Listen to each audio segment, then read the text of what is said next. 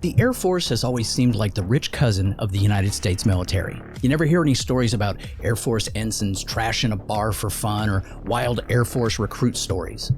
So maybe we need to find out a little more about the Air Force and dig up a little weird for today's episode of 5 Weird Things.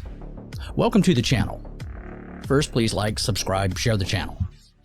Now, when I tried to think of anyone I knew that had been in the Air Force, the only one I could think of was a celebrity, and that was comedian George Carlin.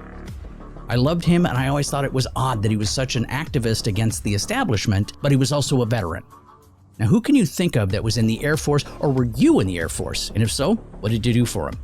Let me know down in the comments. All right, let's get into it. First, the things we all need to know.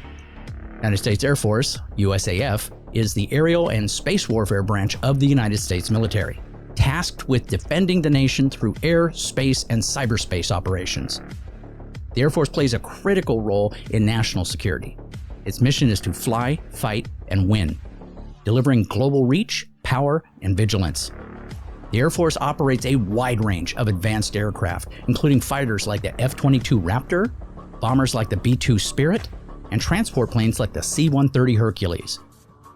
It also oversees satellite operations, missile defense systems, and cyber warfare initiatives. The USAF's space-focused arm, the U.S. Space Force, was created in 2019 to address the growing importance of space in national defense. The Air Force trains its personnel in state-of-the-art technology and strategy, emphasizing innovation, precision, and rapid response. Its core values: integrity first, service before missions. From humanitarian aid to strategic deterrence, the U.S. Air Force ensures global security and showcases the strength and capability of the United States across multiple domains. Everybody got that? Good. Weird thing number 5. The Air Force is the youngest of all the military branches. So the U.S. Air Force becoming its own branch was like a rebellious teenager finally moving out of the Army's basement. And it wasn't exactly a smooth process. Before 1947, the Air Force was just the Army Air Corps, a subdivision of the Army tasked with playing sidekick in military operations. Now sure, it was important during World War II, but it was still treated like the little sibling, allowed to tag along, but never given the car keys. During World War II, the Army Air Forces, the AAF, became a powerhouse, dropping bombs, securing air superiority, and basically proving that they could do the job without Big Brother's oversight. The AAF contributed significantly to the Allied victories, showing that strategic air power could win wars, or at least make them a lot louder. After the war, the Air Force started getting cocky. Hey, maybe we don't need the Army to boss us around anymore. Enter the National Security Act of 1947. The Air Force finally got its wish, becoming a separate branch on September 18, 1947. The Army wasn't thrilled, but Congress figured that if the Air Force could handle bombers and fighters, they could manage the paperwork too.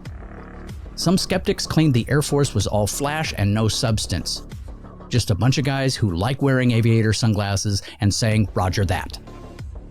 But the branch quickly proved its worth. Strategic air campaigns, humanitarian missions, and nuclear deterrence gave the Air Force a role that could not be ignored. And so the Air Force soared into independence. Sure, it left the Army with custody of the ground troops, but at least now they had the sky, and later, space. To this day, the Air Force still celebrates its independence, usually with the Aurora jets, some Top Gun-style bravado, and a subtle reminder that they all get better uniforms. Weird thing number 4.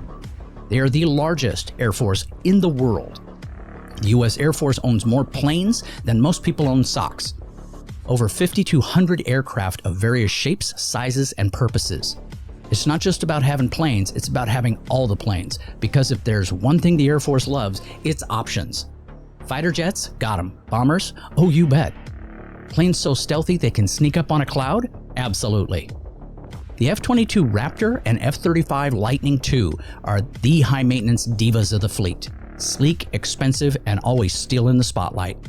These stealth fighters are like the Ferraris of the Air Force. They're fast, they're powerful, and ridiculously pricey to maintain. Speaking of expensive tastes, the B-2 Spirit, also known as the Flying Wing, costs roughly $2 billion each. That's right, billion.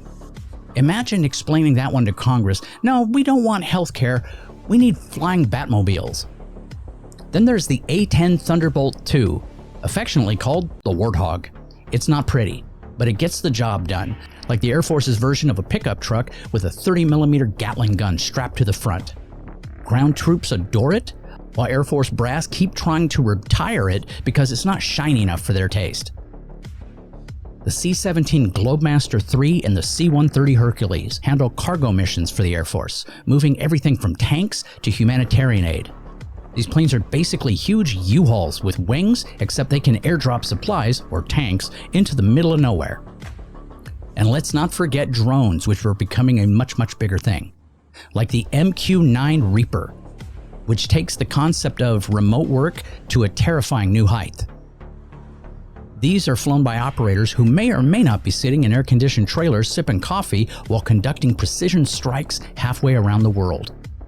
From sleek fighters to massive bombers, the Air Force's arsenal screams, "We own the skies," and for $200 billion a year budget, they better. Weird thing number 3. Celebrity Air Force veterans. It turns out the U.S. Air Force has a knack for producing celebrities who can rock a uniform and still manage to star in Hollywood blockbusters. Here's a collection of stars who once traded the red carpet for runways, of the jet variety, proving that maybe fame and air superiority go hand in hand, or at least make for good stories at parties. First up, Morgan Freeman. Now, before he narrated everything, including I'm Barely Certain People's Dreams, Morgan Freeman was an Air Force radar technician. Yes, the man who has the voice of a divine being was once figuring out where planes were in the sky. While he was busy figuring out radar signals, he probably was contemplating the meaning of life or just wondering if Hollywood would ever come knocking. Spoiler alert, it did. Chuck Norris.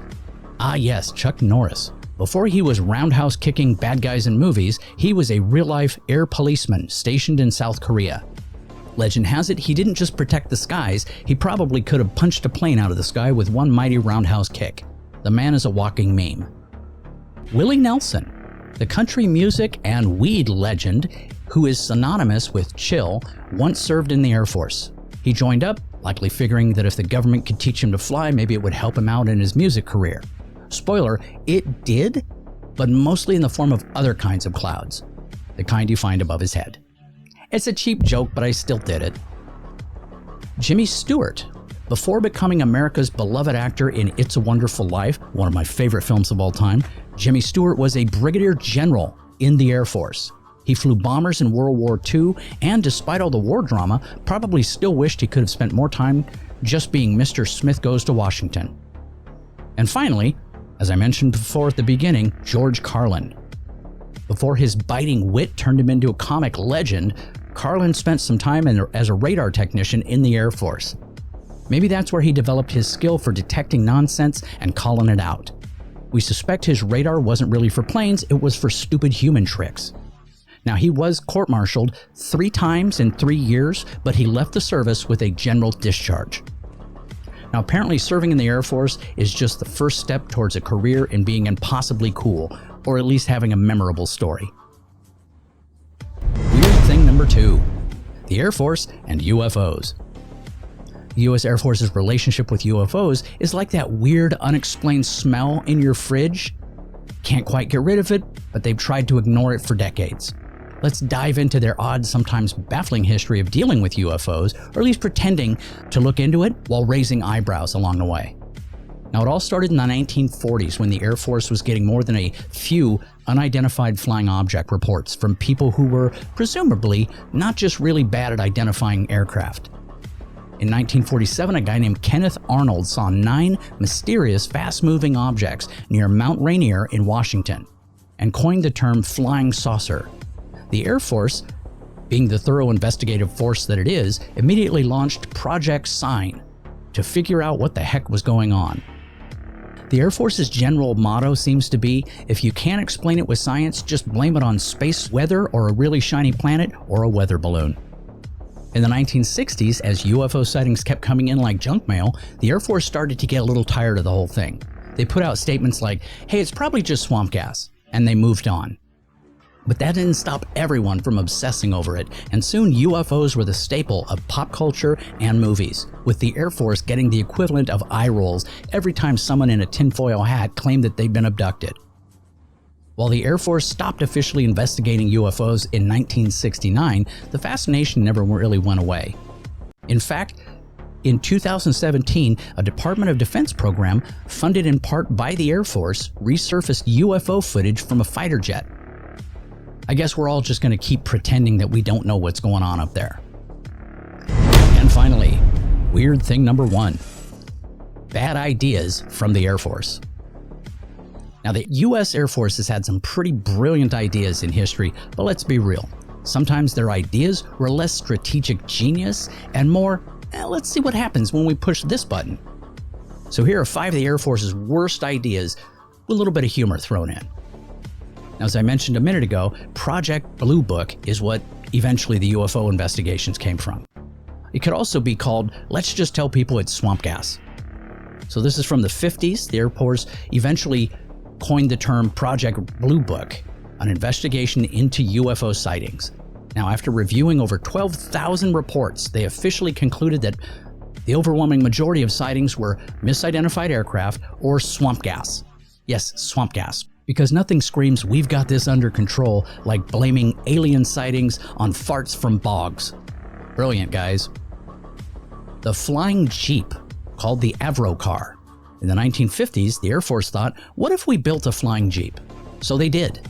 The Avro car was a vertical takeoff and landing vehicle that was supposed to zip over the battlefield. Instead, it kind of wobbled like a toddler trying to ride a tricycle. It barely got off the ground, and when it did, it was more of a, oh God, please make it stop kind of thing, rather than an actual innovation. Then there was the Nuke the Moon plan.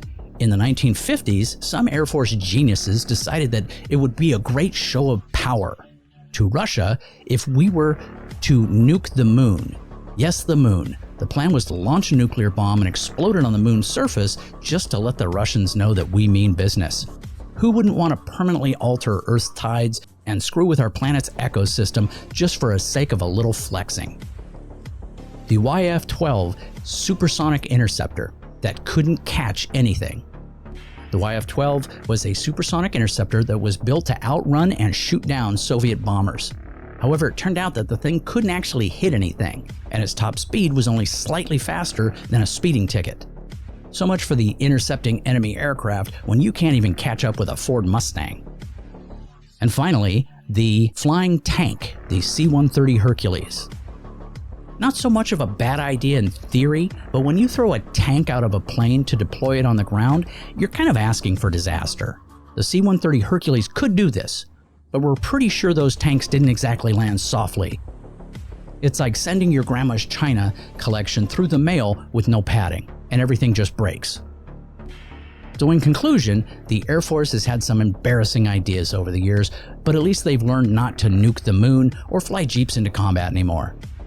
Or maybe not, we're still waiting for the next bad idea to come along.